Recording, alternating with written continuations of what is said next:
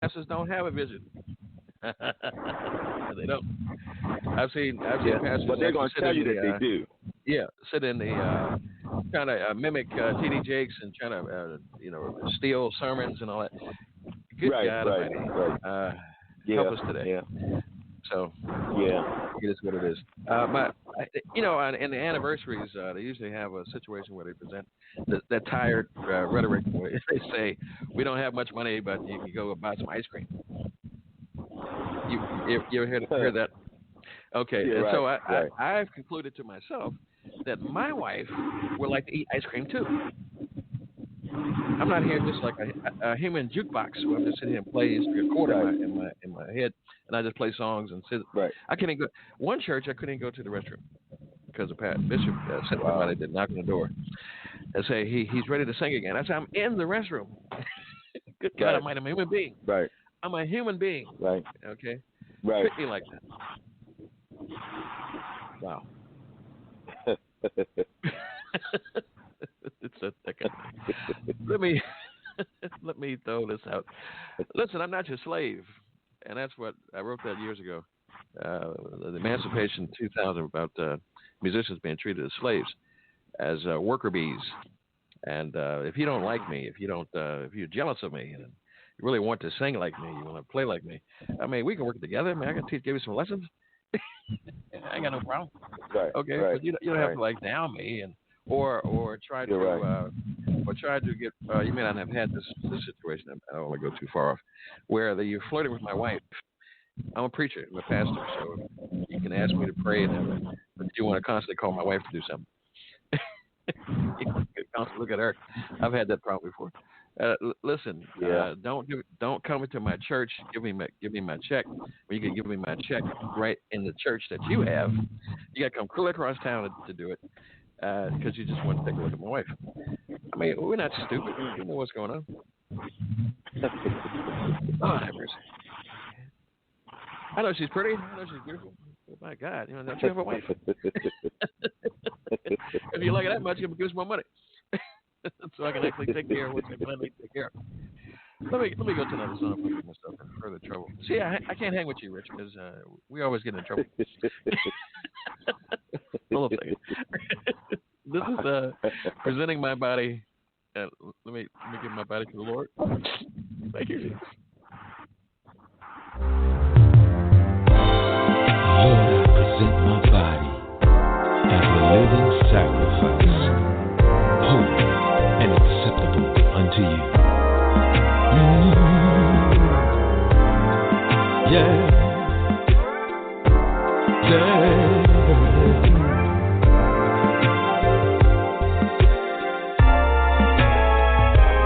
I don't know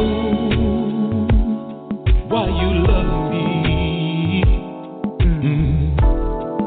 but I'm so glad you did. Yeah. You gave your life for me, on Calvary, Lord. I won't forget what you've done for me. That's why I'm giving my life to you.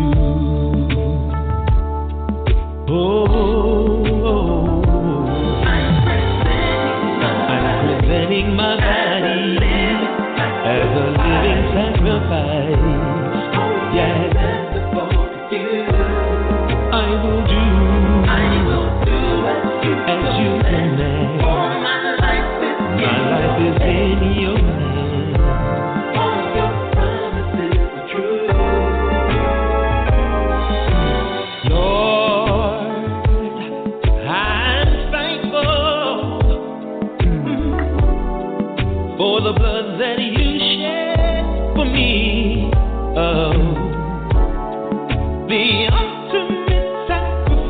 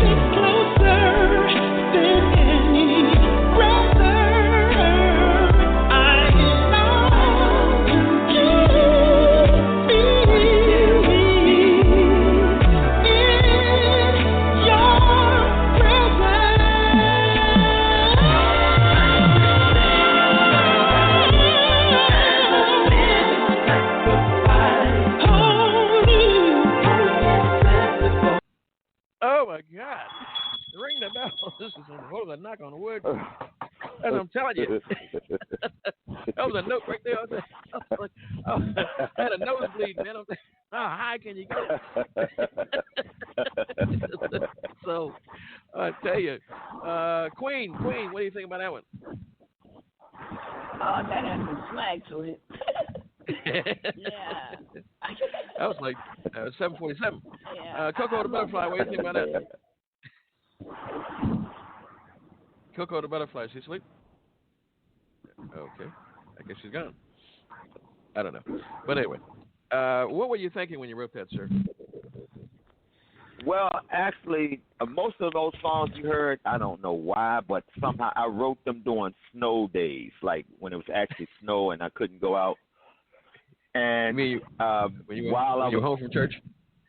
Yeah, I was home from church, and I was thinking, and I was like, I have service to God, and I was like, well, regardless, in spite of what's happening, I have to present my body as a living sacrifice, holy and acceptable. So it's like, no matter what's going on, it's how I present myself to God, and He'll take care of everything else. So I'm presenting my body to Him as a living sacrifice, holy and acceptable, so He can use me, in spite of whatever's going on.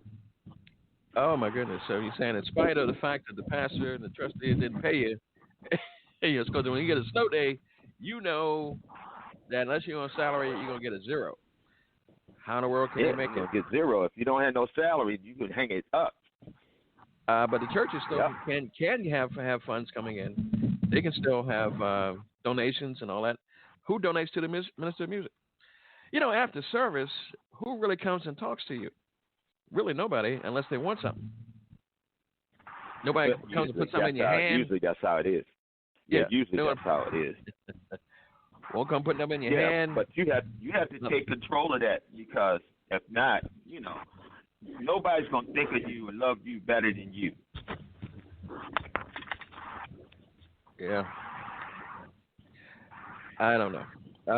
Let me say this real quick, because there's some artists who haven't had a paycheck since March, and I know some. There are such things as music grants that you can get that can help you. And listen closely, www.resources4me.com. Resources4me.com for music grants. Also, inside philanthropy.com /donor. InsidePhilanthropy.com donor. Go to these websites.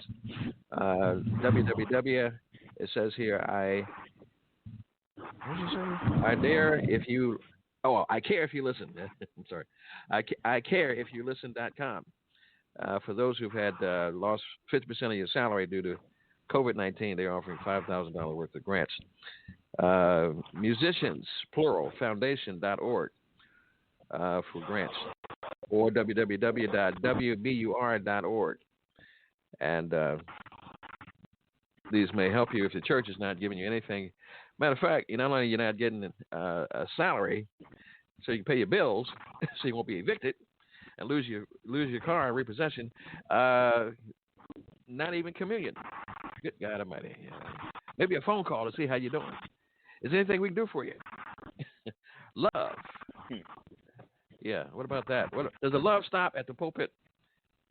Does it stop in the congregation? Does it go over to the right where the organ is, where the drums are? I don't know. I don't know. Well, it hasn't started until it left the pulpit. Or is love all what you can do for me? And I get everything I need. And so you worship you as if you are God. No, you're not a God. You are supposed to be the under shepherd, the servant. I knew a pastor who years ago actually came to see about me when I was sick. Now that try to top that off. Brought me groceries. It's amazing, a miracle. I went to one church. Same here. Go ahead. So I said, same here. Pastor, when I was sick, he came to visit me.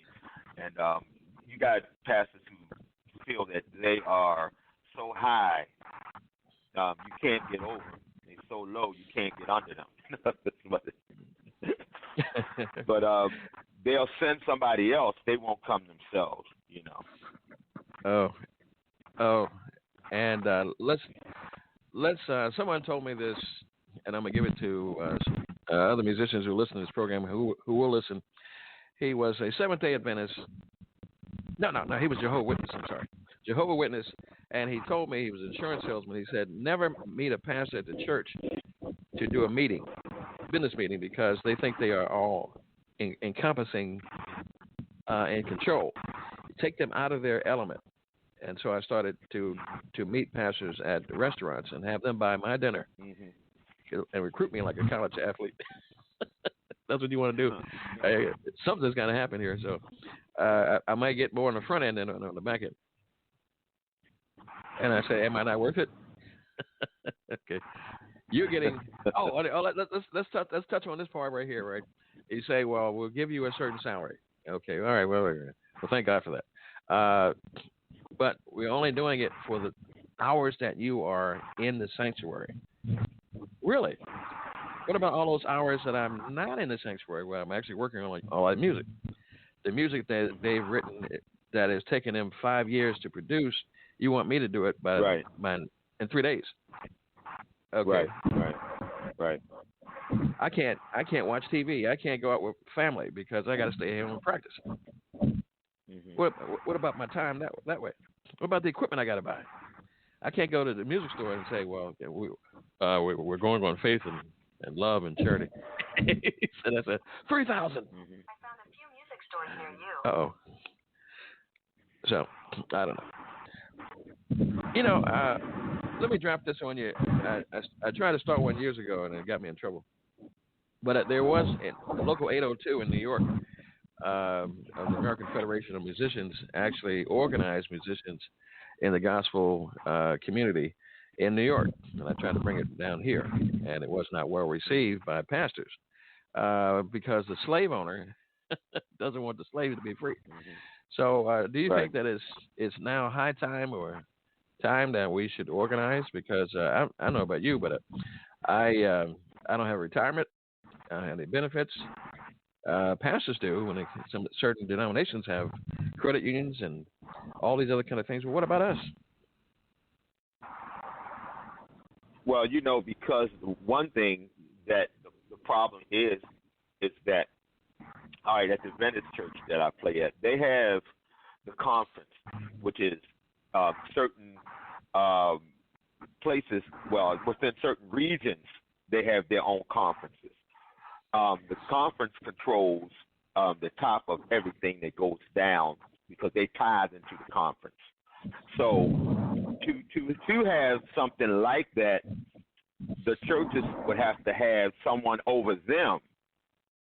The reason why that's not going to happen here is because churches are not going to submit to other churches to come together to be under one umbrella. That's not going to happen. So that's why we have all these different divisions and different problems where one church is one way, one is another way. One will bless you, one won't, bless you.